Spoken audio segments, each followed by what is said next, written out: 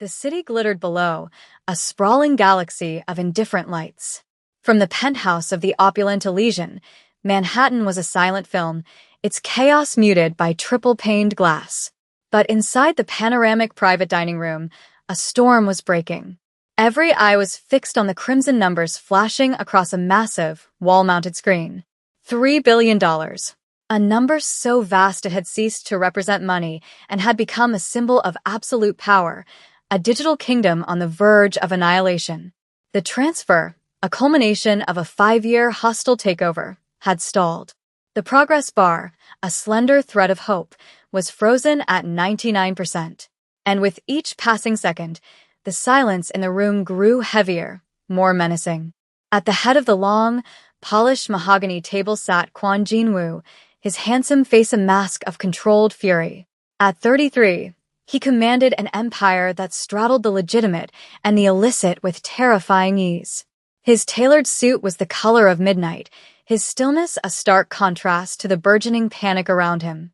Beside him, Min-jun, his chief technology officer, was sweating, his own expensive suit suddenly feeling like a straitjacket. 1, 2, 3, his fingers flew across a holographic keyboard, his face pale, bathed in the demonic red glow of the error messages cascading down the screen.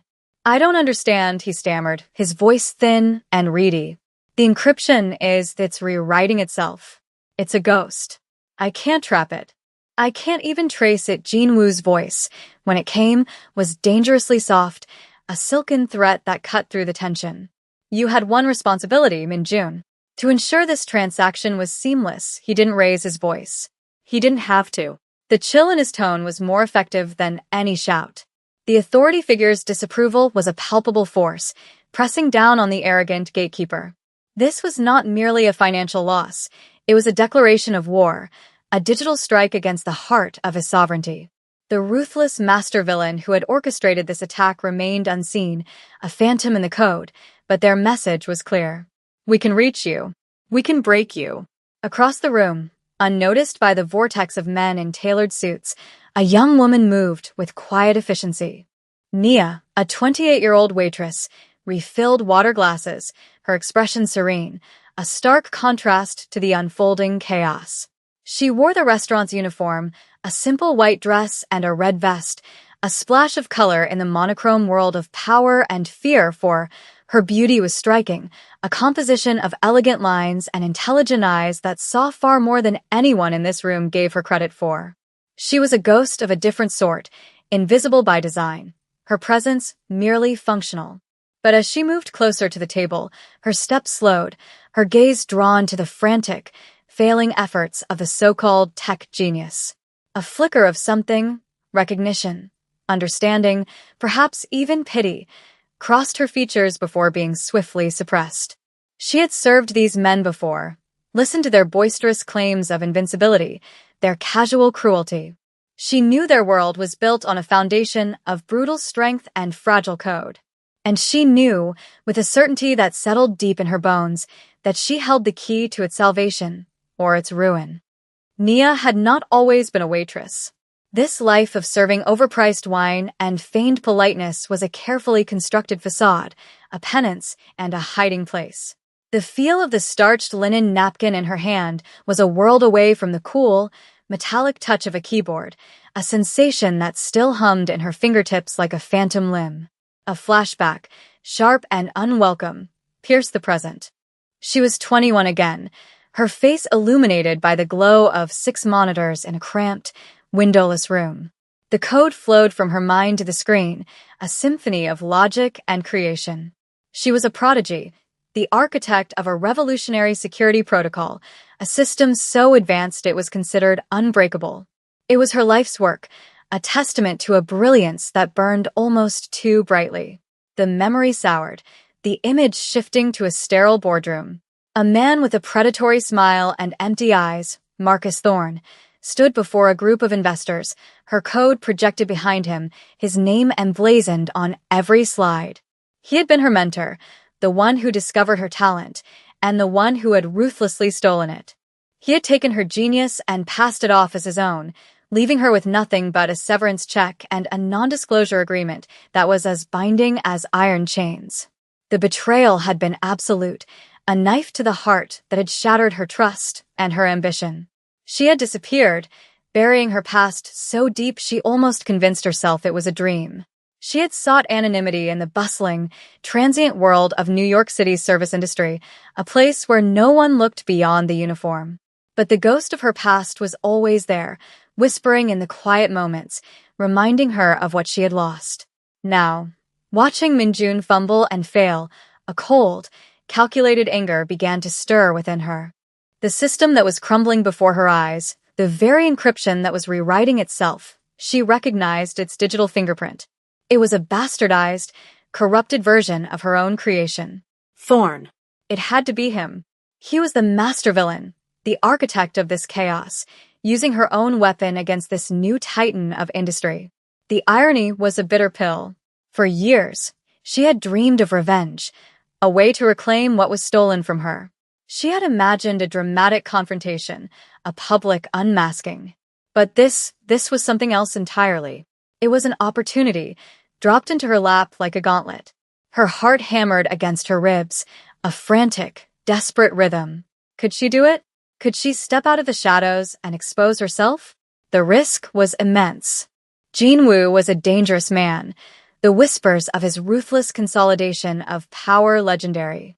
His world was violent and unforgiving.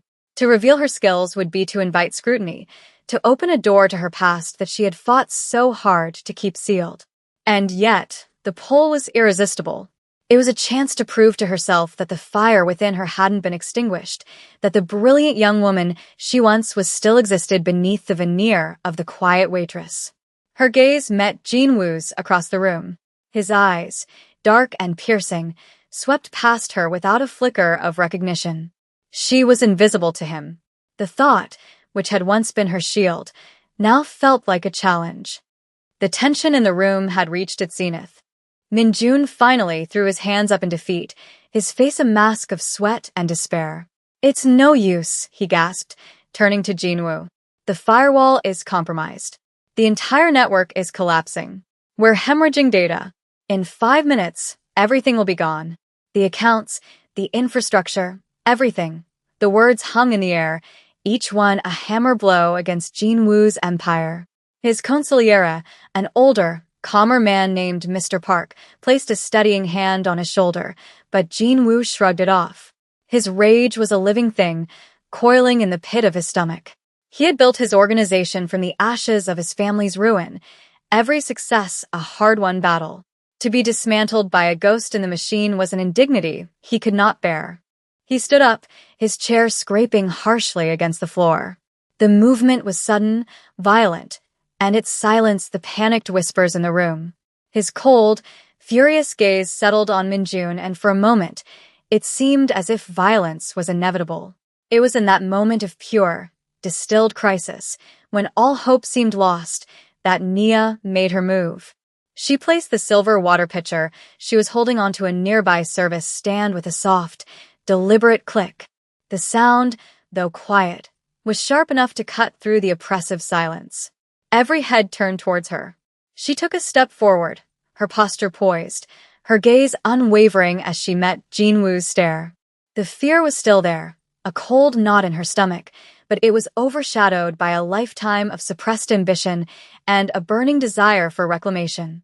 "I can fix it," she said. Her voice was calm, clear, and carried the weight of absolute certainty. The statement was so audacious, so utterly out of place, that for a moment, no one reacted.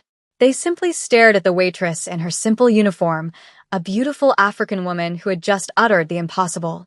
Minjun was the first to break the silence, a harsh, incredulous laugh escaping his lips. "You? You can fix it?" He gestured dismissively at her, his contempt undisguised. "What are you going to do? Offer a drink? Go back to pouring water, little girl."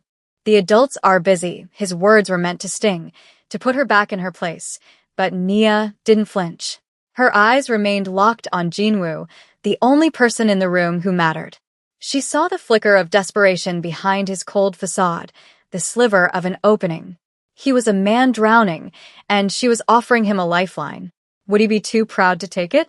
Mr. Park, ever the pragmatist, stepped forward. What do you mean, you can fix it? Who are you? Jean Wu held up a hand, silencing them both. He studied Nia, his gaze intense, analytical. He saw past the uniform, saw the unshakable confidence in her eyes, the intelligence that radiated from her. In the cutthroat world he inhabited, confidence was a currency, and hers was pure gold. He was a man who trusted his instincts, and his instincts were telling him something extraordinary was happening. He was losing billions with every passing second. What did he have to lose by entertaining the absurd? How? Jean Wu's voice was a low growl, a direct challenge. He was testing her, daring her to back up her claim. The entire room held its breath, the fate of an empire hanging on the words of an unknown waitress. This was her moment, the precipice she had been unknowingly walking towards for 7 years. Nia's fingers moved with the fluid precision of a concert pianist finally returning to her instrument. The holographic interface, which had been a wall of impenetrable error messages for Minjun, became a canvas for her artistry. She didn't just type. She composed, her hands dancing across the light, weaving complex strings of code with an intuitive grace that was mesmerizing to behold. The room was utterly silent, save for the soft hum of the servers and the almost imperceptible clicks of the virtual keys. Jean Wu stood directly behind her, his powerful frame a silent, intimidating presence. He watched not just the screen, but her. He saw the intense focus in her eyes, the slight furrow of her brow as she navigated the digital labyrinth. It was the focus of a warrior, a master of her craft. He, a man who commanded armies, recognized a fellow commander in her element. Minjun watched from the side, his initial contempt morphing into a cocktail of disbelief and humiliation. She was doing the impossible, moving through his defenses, his systems, with an ease that bordered on contemptuous. She wasn't just fixing the problem, she was fundamentally rewriting the rules of the game he thought he had mastered.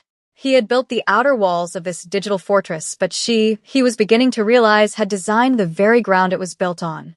The attacker used a recursive algorithm to corrupt the primary encryption key, Nia explained, her voice steady and professional, never taking her eyes off the screen. It's designed to mimic the system's own security protocols, turning them against each other. It's an elegant design, but it has a flaw. It's too perfect. As she spoke, she isolated the rogue code, trapping it within a quarantine she constructed in seconds. It relies on a predictive pattern. It anticipates the standard response. The way someone like you, she gave a subtle, pointed glance towards Minjun, would react.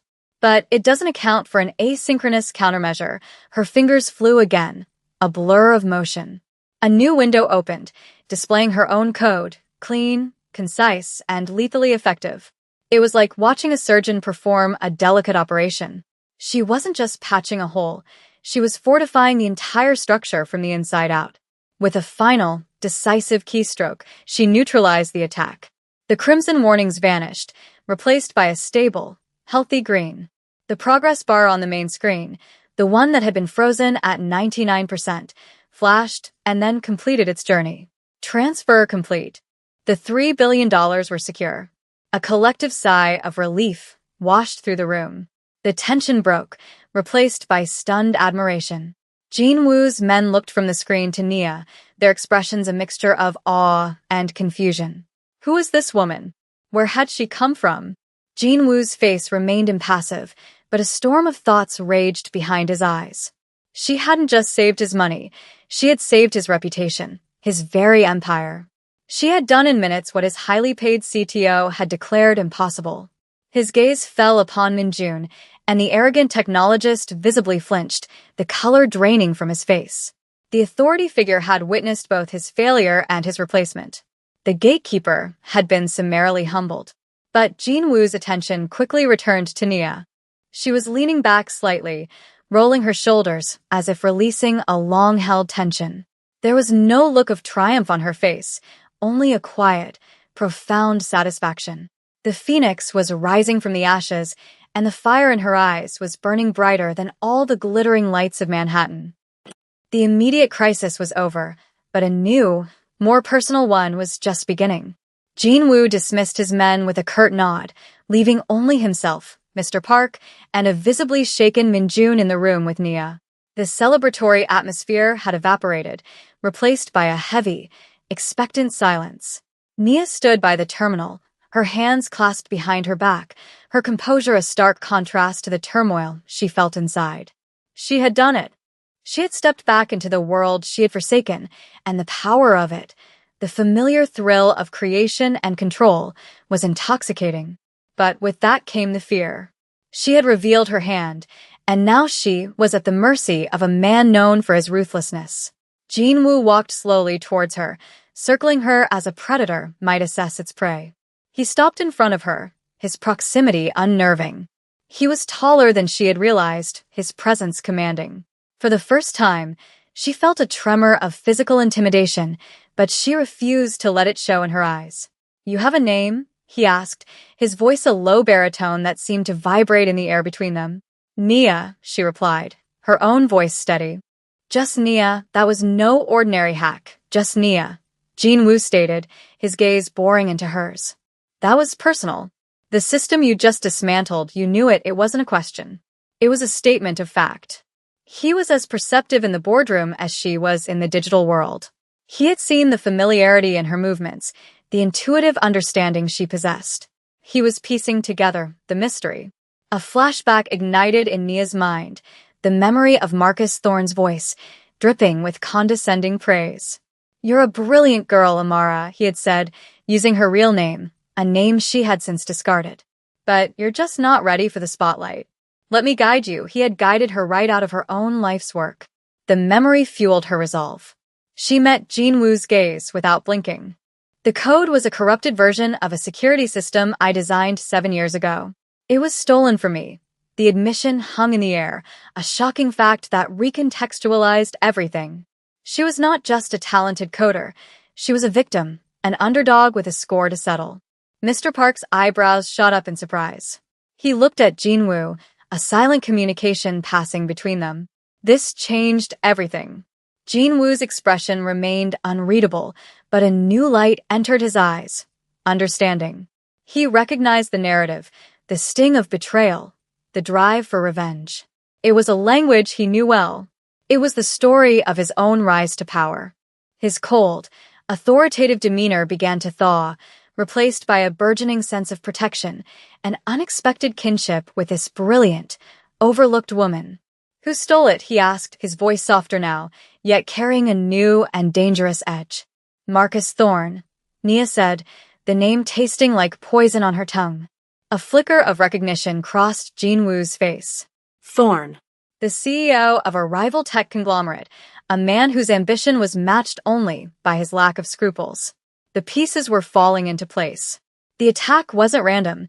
It was a targeted strike from a known enemy, a master villain using a stolen weapon. And the woman who had forged that weapon was standing right in front of him. In that moment, Nia ceased to be just a waitress or a coder. She became the key to his victory, and the key to her own vengeance. A dangerous proposition settled in the air between them, thick with the scent of ozone after a lightning strike. Jinwoo didn't offer her a job.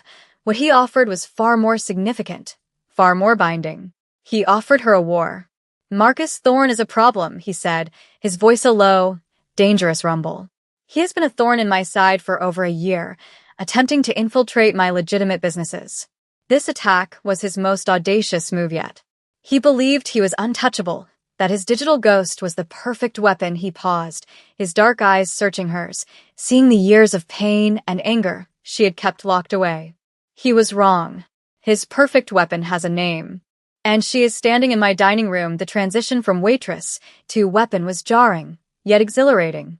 It was a validation of the power she had so long denied. Mr. Park, ever the voice of reason, stepped forward. "Mr. Kwan, perhaps we should be more cautious. We know nothing about this woman." Jinwoo waved a dismissive hand, his gaze never leaving Nia. "I know everything I need to know. I know she possesses a skill that men like Minjun." He shot a withering glare at his disgraced CTO, who shrank under the weight of it, "can only dream of. I know she has a motive that money cannot buy, revenge." And I know that my enemy's enemy is my most valuable asset. He turned his full attention back to Nia. I will give you everything you need. Unlimited resources. A team. A new life. Anything you require to build a key to dismantle Thorn's empire, piece by piece. In return, you will give me your loyalty and your genius. We will have our revenge. Together, the offer was a double-edged sword. To accept was to step into his world, a world of violence, crime, and immense power. But to refuse was to condemn herself to a lifetime of silent, simmering regret, of serving coffee to men who would never know she was their superior in every way that mattered. The choice was not a choice at all. It was a reclamation. I don't want a new life, Nia said, her voice ringing with newfound strength. I want my old one back. I want my name, the one he stole from me, cleared. I want the world to know that the code that built his empire and the code that will tear it down came from me. A slow, predatory smile touched Jinwoo's lips for the first time. It transformed his handsome features, making him look both dangerous and impossibly charismatic. He saw the warrior in her, the queen ready to claim her throne. Then we have an accord, he declared. He extended a hand. It was not a gesture of a boss to an employee, but of one sovereign power to another. Nia looked at his outstretched hand, then back to his face. She saw not a cold monster, but a man who understood the savage poetry of retribution. She placed her hand in his. His grip was firm, warm, and in that contact, an unbreakable alliance was forged. A man who had lost his family and built an empire from their ashes, and a woman who had lost her name and was about to build a legend from its ruins. The Elysian penthouse, once a symbol of a world she served but could never enter, became her sanctuary and her command center. One of the opulent guest suites, with a view of the entire city, was converted into a state-of-the-art tech lab. The finest wine glasses were replaced with servers humming with immense power, the silk sheets with blueprints of digital architecture. Nia shed the waitress uniform like a second skin, a relic of a past life. Jinwoo provided her with a wardrobe befitting her new station, but she worked in simple, comfortable clothes, her focus entirely on the screens that were her new kingdom. For days, she barely slept, fueled by coffee and a 7-year-old hunger for justice. She moved like a phantom through the penthouse, a ghost in Jinwoo's machine, and he found himself watching her, fascinated. He would find her at 3 a.m., bathed in the blue glow of her monitors, her expression a mixture of intense concentration and creative joy. He started leaving meals for her by the door to her lab, knowing she would forget to eat. He would watch her for a moment unseen as she worked, and a feeling he couldn't quite name, a potent mix of admiration and a fierce, instinctual protectiveness, began to take root in his chest. One night, he entered the lab with 2 cups of tea. The silence was comfortable, broken only by the clicking of her keyboard. "You never stop," he observed, his voice softer than she was used to. She took the cup without looking away from the screen. "He never stopped when he was erasing me. Now I'm erasing him." There was no malice in her voice, only a chilling, factual finality. She finally turned to look at him, her eyes tired but burning with an inner fire. "Why do you trust me?" "You don't know me." Jinwoo leaned against the doorframe, the city lights creating a halo around his silhouette. "My father was betrayed by his most trusted partner," he said, the admission quiet, unexpected. "He lost everything. Our family name, our fortune. I was a teenager, and I watched it destroy him. I spent the next 15 years hunting that man down and taking back what was ours, tenfold. I know what betrayal looks like. And I know what the hunger for retribution feels like. It's the purest motivation on earth." In that moment of shared vulnerability, the dynamic between them shifted. She saw past the ruthless Mafia boss to the boy who had his world stolen, just as she had. The powerful authority figure revealed the core of his own motivation, and it mirrored hers perfectly. An unspoken understanding flowed between them, a bond forged in the fires of past betrayals. Her fingers paused on the keyboard. "My name," she said softly, "is Amara Okafor." She had not spoken her real name aloud in 7 years. Saying it to him felt like taking her first breath after drowning. He nodded slowly, committing the name to memory. "Amara," he repeated, the name of Vow. It was the name of the woman he would help restore, and the woman he was, against all logic, beginning to fall for. The plan was audacious, a masterpiece of digital warfare and psychological manipulation. Amara, as she was now known to Jean Wu and his inner circle, had not just found a weakness in Marcus Thorne's network. She had found the ghost of her own genius, twisted and repurposed for his gain. Thorne had integrated her stolen security protocol, now rebranded as Aegis, into every facet of his company, Thorne Industries. It was his crown jewel, the very foundation of his reputation as a tech visionary. And Amara knew, with the intimate knowledge of a creator, that the backdoors she had built into her original design, failsafes she had created for maintenance and recovery, were still there, dormant and waiting. Thorne, in his arrogance, had never found them. He's hosting the Aegis Summit next week, Amara explained, pointing to a holographic projection of a sleek, modern convention center. He's unveiling Aegis 20 to the world's top investors and government agencies. It's his coronation. Jean Wu looked at the projection, then at her. And we're going to crash the party. A rare, genuine smile touched her lips. We're not just going to crash it. We're going to burn it to the ground, digitally. While he's on stage, extolling the virtues of his unbreachable system, I'm going to breach it. Not with a cannonball, but with a whisper. Her plan was twofold. The first phase was infiltration. Mr. Park, using his extensive network, secured them invitations to the summit's exclusive pre-gala. Amara would go as Jean Wu's tech consultant. The night of the gala arrived, a storm brewing over the Hudson River. Amara stood before the floor-to-ceiling windows of the penthouse, looking at her reflection. The woman staring back was a stranger. She wore a stunning, midnight blue gown that shimmered like a star-filled sky. Her hair was styled elegantly, and a simple diamond necklace, a gift from Jean Wu, left on her desk with a note that simply said for Amara, rested against her collarbone. When Jean Wu entered the room, he stopped dead in his tracks. He had only ever seen her in a waitress uniform or simple work clothes.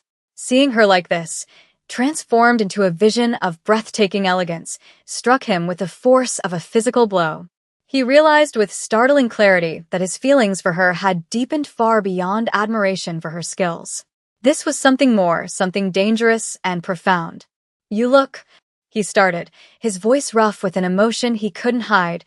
Like you were born to command rooms like this. She turned, and their eyes met.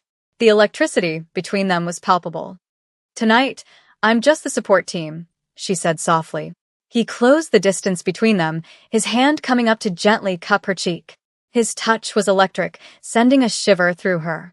You are never just anything, Amara, he murmured, his gaze intense. Tonight, we take the first step. And I will be with you for all the ones that follow. The promise was a shield, his presence a fortress around her heart. In the heart of the enemy's territory, under the glittering chandeliers and watchful eyes of their target, their partnership was about to be tested, and their burgeoning romance solidified by the shared thrill of the fight. The Aegis Summit pre-gala was a symphony of manufactured success. Champagne flowed, conversation buzzed with billion-dollar buzzwords, and at the center of it all was Marcus Thorne, preening like a king in his court. He was charismatic, handsome, and utterly oblivious to the storm about to break over his head. Amara and Jean Wu moved through the crowd with a quiet, predatory grace. To everyone else, they were simply another power couple, a formidable businessman and his brilliant, beautiful consultant. But beneath the surface, their senses were heightened, their purpose singular. Amara's gloved hand held a sleek, custom-designed clutch. It looked like a fashion accessory, but it was a sophisticated network scanner, mapping the convention center's internal servers. He's running a closed network, completely air-gapped from the outside, she whispered to Jean Wu, her lips close to his ear, the intimacy of the act a stark contrast to their technical subject. But the presentation mainframe has to interface with the stage projectors. That's our way, and Jean Wu's hand rested on the small of her back, a gesture that was both possessive and protective. Where is it? Server room. Sublevel 2, she murmured back. And it's guarded. Their eyes met Thorne's from across the room. He gave them a cursory, dismissive glance, his gaze lingering for a moment too long on Amara, the way a collector appraises a new object before turning away. The casual arrogance of it made Amara's blood run cold, but Jinwoo's grip on her back tightened, a silent reassurance. The plan was in motion. Jinwoo created a subtle diversion, drawing Thorne and his security chief into a seemingly urgent conversation about a potential hostile investment from an Asian competitor, a fiction crafted by Mr. Park. All eyes were on them. In that window, Amara slipped away, her movements swift and silent. She moved through the service corridors, the glamour of the gala replaced by the cold, sterile hum of machinery. She reached the server room, a single guard posted outside. Before he could react, Mr. Park, appearing from the shadows like a seasoned ghost, neutralized him with a quick, silent efficiency that spoke of a past far removed from a simple consigliere. Amara swiped a cloned keycard, and the door hissed open. Inside, she connected a small device, no bigger than a thumbnail, to the mainframe. Her heart pounded in her chest, a drumbeat of fear and exhilaration. She was planting a seed, a digital time bomb of her own creation, right in the heart of the system he had stolen from her. The program uploaded in seconds. She disconnected, slipped the device back into her clutch, and melted back into the shadows of the corridor. She reemerged into the glittering ballroom just as Jinwoo was ending his conversation. He saw her across the room, and she gave him a nearly imperceptible nod. It was done. As she rejoined him, he took her hand, his fingers lacing with hers. The contact was a grounding force, a silent acknowledgement of their shared victory. The first strike had been landed. The trap was now set. All that was left was for Marcus Thorne to step onto a stage and, in front of the entire world, spring it himself. The main auditorium was packed. Global media, tech billionaires, and government contractors filled every seat, their attention fixed on the massive stage where Marcus Thorne stood, bathed in a triumphant spotlight. The Aegis 20 logo glowed behind him. He was at the apex of his power, the master of his universe. In a darkened control booth high above the crowd, Amara sat before a terminal, her fingers poised over the keyboard. Jinwoo stood behind her, a silent guardian, his eyes fixed on the man on the stage. Aegis 20 is more than a security system, Thorne announced, his voice booming through the speakers. It is a promise of absolute invulnerability. A digital fortress so perfect, so intelligent, it is not merely unbreakable, it is unthinkable to even try. It was Amara's cue. "Showtime," she whispered. With a single keystroke, she activated the seed she had planted. On the massive screen behind Thorne, the sleek corporate logo began to glitch. The image fractured, dissolving not into static, but into lines of elegant, flowing code. The crowd murmured in confusion. Thorne's confident smile faltered. "A minor technical issue," he stammered, but his eyes darted nervously towards the frantic technicians in the wings. Then, the code resolved itself into an image, a photo of a much younger Amara, a brilliant, hopeful 21-year-old, standing in front of a whiteboard covered in the foundational algorithms for the original Aegis system. Her name, Amara Okafor, appeared below it in bold, white letters. A recorded audio file began to play over the auditorium speakers, a conversation secretly recorded years ago, of Thorne condescendingly telling Amara her work was good, but that he would take it from here. For her own good, the evidence was irrefutable, a digital ghost rising from the past to claim its due. The screen split, one side showing Thorne's corporate accounts, the other showing a live, rapid decryption of his illegal financial dealings, slush funds, and corporate espionage, all of which had been protected by her stolen code. The fortress was not just breached, its secrets were being laid bare for the world to see. Thorne's face drained of all color. He was ruined, publicly and professionally, in the span of 90 seconds. Panic erupted.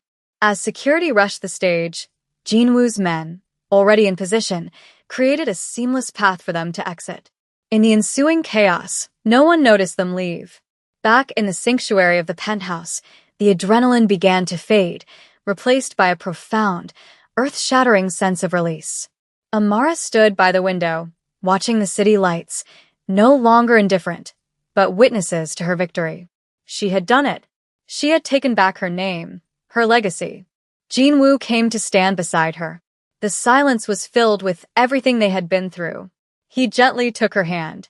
"It's over," he said softly. She turned to face him, her eyes shining with unshed tears, not of sadness, but of overwhelming triumph and gratitude. "Thank you," she whispered.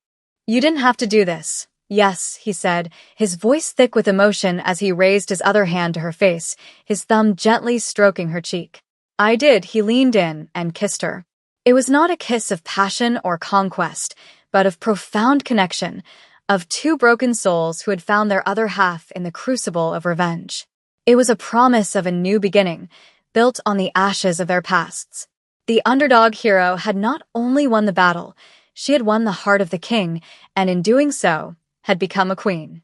Together, they looked out at the city, no longer just as empire or her hiding place, but their future, glittering with infinite possibility.